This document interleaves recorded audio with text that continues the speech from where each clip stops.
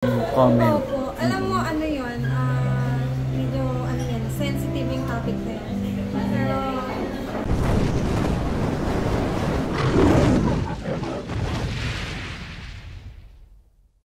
Hi Miss Deco, good evening. I'm Richard from Lionheart TV. I'm from Manila. Actually nung nakita kita dun sa sabi ko, oh my god, dumaan to sa timeline ko. Yung kahit taga Palawan ka pala, yung content mo nagko-cross hanggang Manila. For sure mas malayo pa yung nararating mo. Gusto ko lang malaman, paano ba nagsimula si Miss Deco?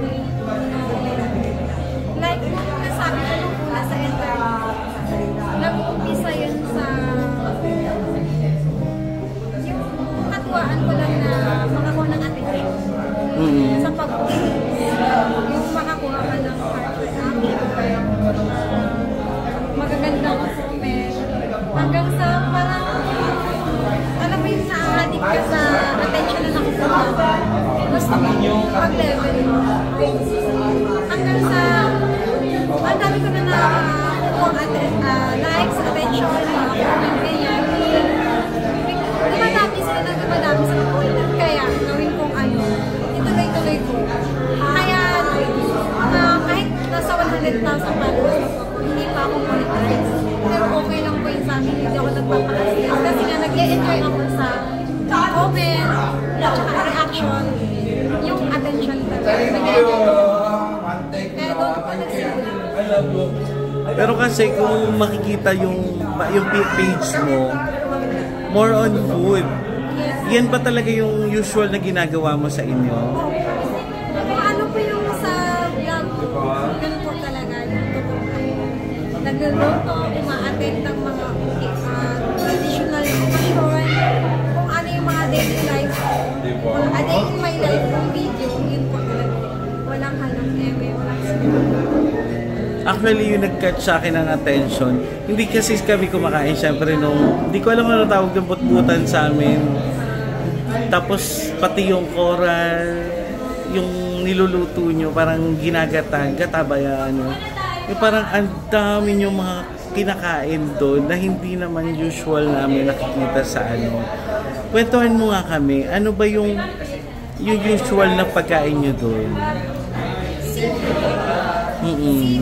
At saka, ito akala ko ito, parang hindi siya kakaiba sa iba. Hindi pala kakaiba sa karamihan. Kami kasi karamihan tribo ng mga Muslim. Mayroon kami alternate rice, kasaba, itong balangoy. Hindi lang siya alternate sa rice. Yung iba, yung talagang ginagawa nilang rice. Yung at yung sianglag. Iisa lang yun sila, pero iba lang way ng pagkain. Pero in terms of seafood, syempre, sa amin isda lang yung... Ako, madalas pagtingin ko, kahit iba't ibang isda pa rin yan. Pero kayo, ang daming variety na parang, maliban dun sa mga shells, meron pa kayo ibang mga corals. Ano-ano pa yung mga usual nyo doon na syempre hindi sa amin usual? Parang wala na, naipakita ko na. Naging usual sa amin, na-adapt namin sa aming mga sinauna pa tribo. Kasi ang sama ko talaga, sa tabing dagat ko yan, sa Aplaya, dyan sila namumuhay. Kaya yung mga pagkain, parang kakaiba kasi yun ang way of survival nila dati. Kung ano lang yung makita mo. Ano yung available sa area? Yun yung kinakain. Kaya natuklasan nila na nakakain pala ito. Ito yung kinakain, ito yung tatanggalin lason, ganun po. Tapos, may maalala ka ba na parang bigay ka naman ng 3 na mga dishes na ginawa mo na para sa iba ang controversial? Ang pinaka-3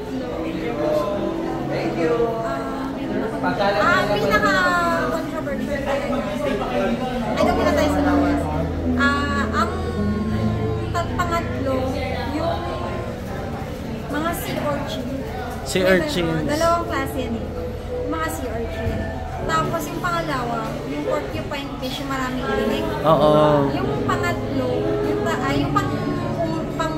yung una, yun talaga yung pinaka-nag-boom.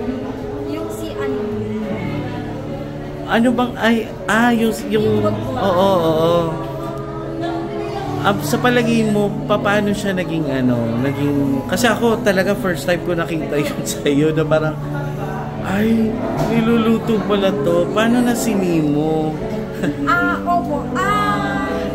Alam nyo, yung una kong naisip ko siyang i-upload, hindi yung para hindi pumasok sa isip ko na, ay, may ano to, may parang impact sa ecosystem. Kasi kami mga taga-isla, na-isolated kami sa tax, hindi kami nakapagtapos ng pag-aaral.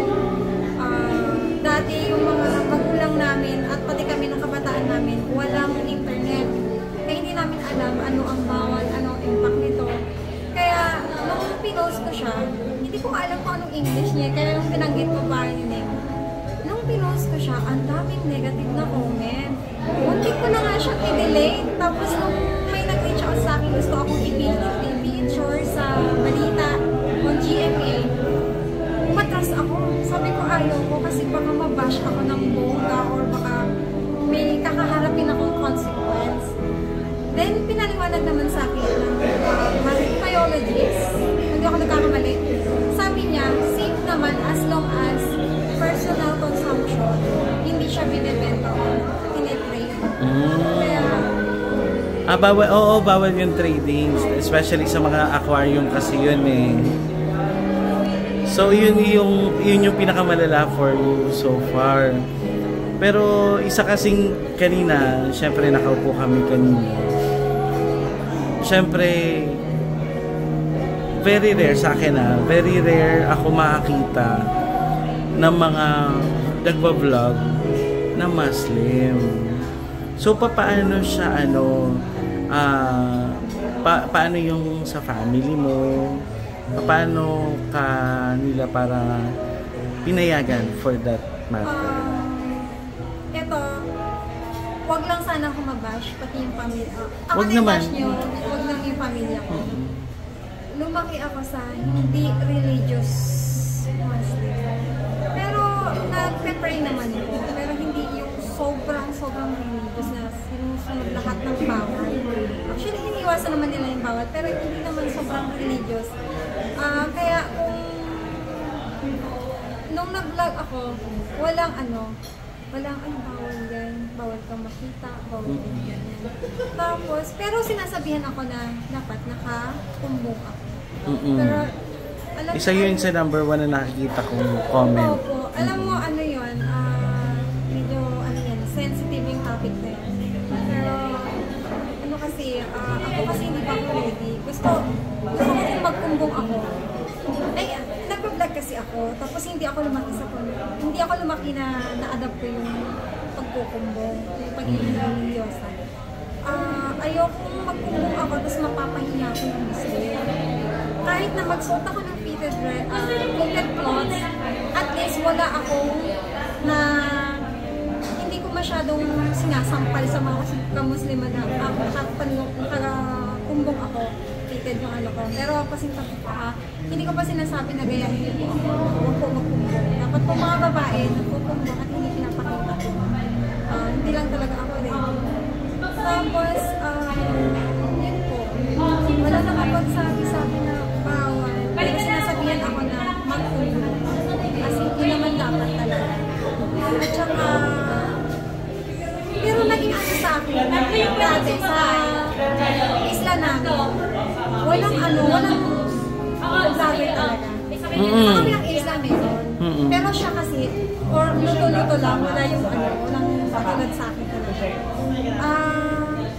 Parang hindi naman siya sobrang tabu. Pero parang nag-iibahan sila sa'yo kasi parang pabibo ka sa Facebook eh. Hindi kasi nila alam na pwede kang mag-earn, pwede kang kumita. Parang katawa-tawa para po sa kanila. Then lately na lang nung nalaman nila na bumubog na po, umikita na, mahanga na po sila. gaano ba ka, kasi nung sinabi, taga-Balaba ka, di ba? Gaano ba ka kahirap signal doon? 3 years ago pa kami huling pumunta dyan. Nung pumunta siguro po kayo, mahirap pa. Kaya nga talagang sinabi ko kanina, na bago lang sa akin yung mundo ng Facebook. Bago lang sa akin yung wifi na yan. Kasi dati, wala yan. Akit ka pa sa puno o pupunta ka pa ng Gumba. Pupunta ka pa ng Dilo ng Tulay. Para lang makaroon ng 1 bar signal lang yun. Wala siyang data. Pantawag lang ganun. Mahirap. Ngayon lang talaga na mayroon ng Starlink, isa wifi. Pero at least may Starlink na pero minsan, mahina. Kailangan kong magpunta sa isang Starlink, sa isang Starlink, sa isang Starlink.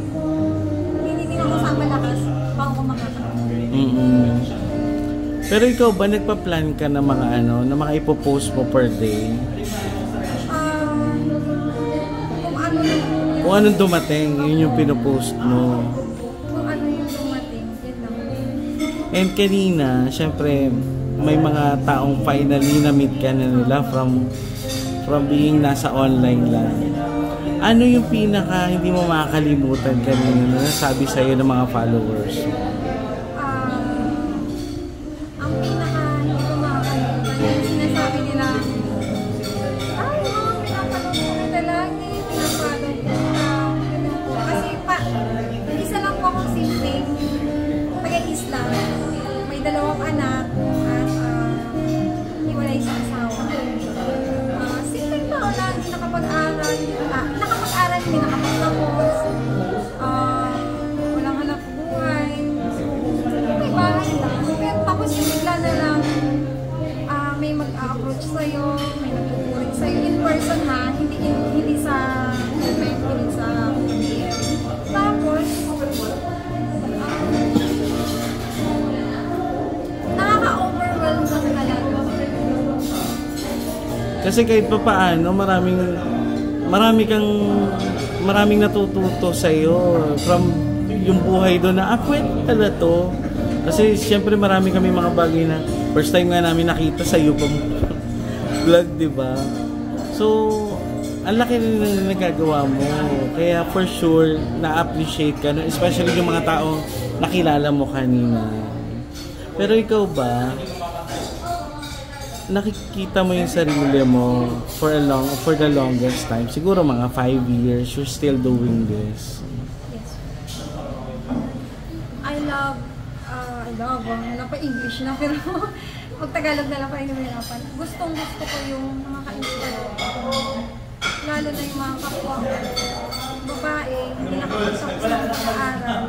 Yung pamang bahay lang, yung feeling mo wala kang magagawa, ihihintay ka na lang kung ano yung darating sa'yo.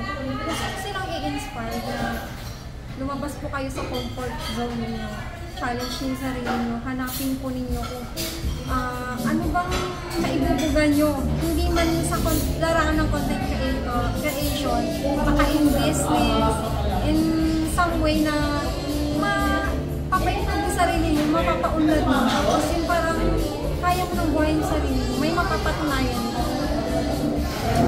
Thank you, Miss Deco, and hopefully makita kita next palco. Why not? Ayun, salamat.